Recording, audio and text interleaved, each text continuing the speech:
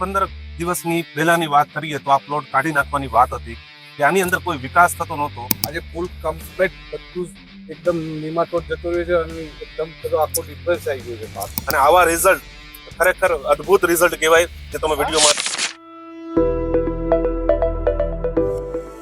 પરિણામ એને જ કહેવાય કે જ્યારે ખેડૂત અને ખેતર બંને સાથે બોલે. તો મિત્રો રી એગ્રીની લાઈવની જે ટીમ છે એવા રાવતભાઈ અને હું અને અમારી આખી ટીમ આજે મહેસાણા જિલ્લાના વિજાપુર તાલુકાના સયાજીનગર ગામે રાજુભાઈ પટેલના ફાર્મ ઉપર અત્યારે આપણે સૌ ઉપસ્થિત છીએ. નાનકડું ફિલ્ડ જેવું આજનું આયોજન અને આજે કંઈક તમને અદ્ભુત કંઈક નવું જ બતાવવા માટે આજે ફિલ્ડમાં અમે ભેગા થયા છીએ. સ્ટોરી કંઈક એવી છે, વાત કંઈક એવી છે કે ટેકનિકલી જો જોવા જઈએ તો આ જે પ્લોટની અંદર ઊભા છે એ રીંગણાનો એક પ્લોટ છે, મલ્ચિંગ કરેલો સરસ મજાનો. અને આજથી લગભગ 15 દિવસની પહેલાની વાત કરીએ તો આ પ્લોટ કાઢી નાખવાની વાત હતી કે આની અંદર કોઈ વિકાસ થતો નહોતો. અને જ્યારે એને નિદાન કરવામાં આવ્યું ત્યારે ભયંકર નિમેટોડનો એટેક મૂળની અંદર જોવા મળ્યો હતો. અને ત્યાં જ રી એગ્રીની ટીમ પહોંચીને અમારા અહીંના જે અધિકારી છે કિરણભાઈ, એમના દ્વારા નિદાન કરવામાં આવ્યું. અને જ્યારે ખબર પડી કે ભાઈ નિમેટોડનો હેવી એટેક છે ત્યારે ખેડૂતને સમજાવીને એ વસ્તુને આપ સૌ જાણો છો એમ નવી જ પ્રોડક્ટ નિમેશિયા કરીને કે જેની અંદર 6 થી 7 પ્રકારના અલગ અલગ સૂક્ષ્મ જીવાણુનું એવું કોમ્બિનેશન છે કે જે નિમેટોડને સારી રીતે કંટ્રોલ કરે, એ પણ જમીનને બગાડ્યા વગર. તો આજે રાવત આપણે 2-3 વસ્તુને કવર કરવાની છે કે કેમિકલ મોલેક્યુલ કરતા આપણે નિમેશિયા એટલે કે બેનિફિશિયલ માઇક્રોબ્સ વાળી પ્રોડક્ટ કેવી રીતે વધારે ફાયદારૂપ થઈ શકે. બરાબર.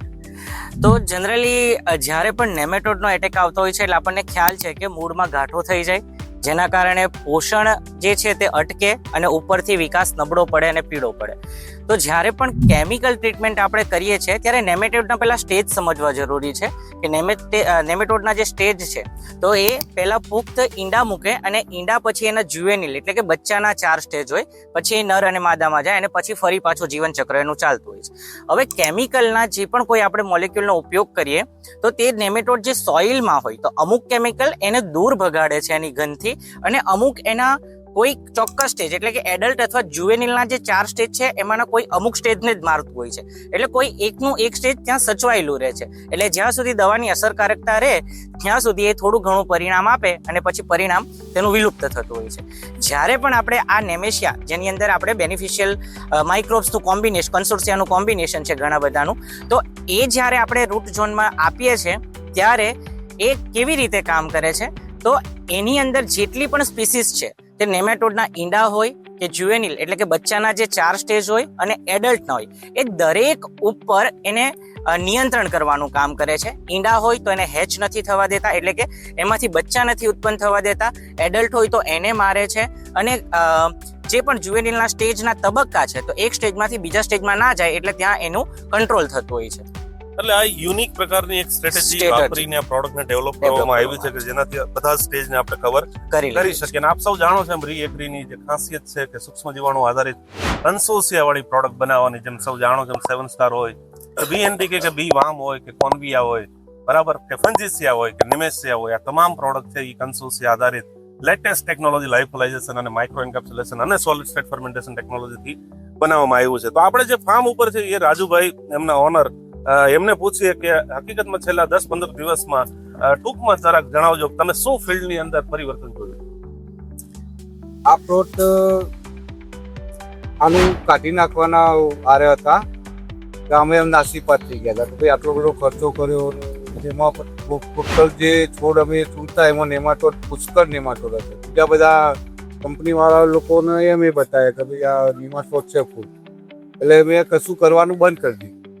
પછી એક વખત વિજાપુર FPO ઉપર ગયા, નિર્મલભાઈને વાત કરી કે નિર્મલભાઈ આ રીતનું આવું બધું થયું છે. તો નિર્મલભાઈએ મને રી એગ્રીનું નિમેશિયાનું આખું પેકેટ ડેમોન્સ્ટ્રેશન માટે આપ્યું.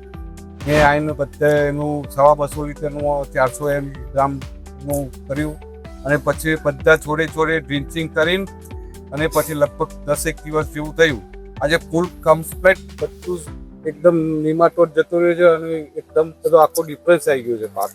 એટલે એ વિડીયોની અંદર તમને અલગથી પણ અમે જે ફિલ્ડ વિઝિટ કરી છે એના વિડીયો તમને એડિટ કરીને બતાવશે કે રૂટ ઝોન અત્યારે કેવું દેખાઈ રહ્યું છે, ચોક્કસથી આપણે વિડીયોમાં એ પણ એડિટ કરીશું.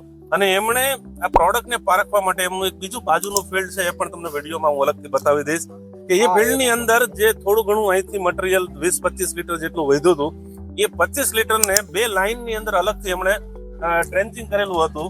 તો એ ટ્રેન્ચિંગ કરેલો જે ભાગ છે એ પણ તમને વિડીયોમાં હું એડિટ કરીને બતાવી દઈશ કે એ ભાગની અંદર શું પણ ફરક આવી ગયો છે. તો મિત્રો કહેવાનું એ છે કે ખાલી ને ખાલી મોલેક્યુલ ઉપર આધાર રાખવા કરતા કુદરતની પાસે જવું વધારે સારું છે, કુદરતી રીતે આગળ વધવું વધારે સારું છે. અને સાથે જ્યારે આવા વિસ્તાર વિજાપુરની અંદર, વિજાપુર FPO જે સરસ મજાનું કામ કરી રહી છે, એમના પ્રતિનિધિઓ પણ અહીંયા આપણી વચ્ચે ઉપસ્થિત છે. તો અન્ય મિત્રોને પણ હું કહીશ કે આ લોકો ખૂબ સરસ ફિલ્ડ ઉપર કામ કરી રહ્યા છે. રીએગ્રીની ટીમ પણ એમની સાથે જોડાયેલી છે. તો ખોટી દિશામાં ન જતા વાવણીથી લઈ ને લણણી સુધીમાં કોઈ પણ પ્રકારની ડર રાખ્યા વગર સાચી દિશામાં ખેતી કરવા માટે આપ રીએગ્રીનો સંપર્ક કરજો. વિજાપુરમાં નજીક હોય તો વિજાપુર FPO નો સંપર્ક કરજો.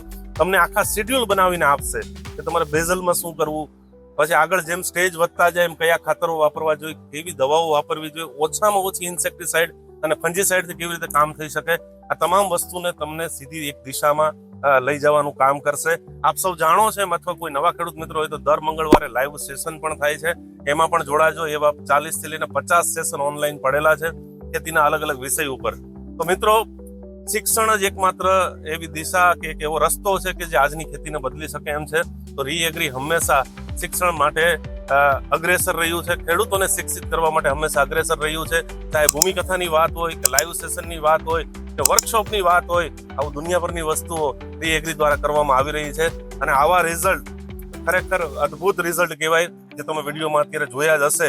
તો મિત્રો, આવી રીતે જ બન્યા રહેશું, આવી રીતે જ મળતા રહેશું. અહીંના ખેડૂત મિત્રો જે હાજર રહ્યા છે એમનો ખૂબ ખૂબ આભાર. અને અગાઉ પણ ફરી એક વખત કહું છું, કંઈ પણ તકલીફ હોય તો સ્ક્રીન ઉપર જે નંબર આપેલો છે એમાં ચોક્કસથી સંપર્ક કરજો. જય હિન્દ, જય ભારત, જય જવાન, જય કિસાન.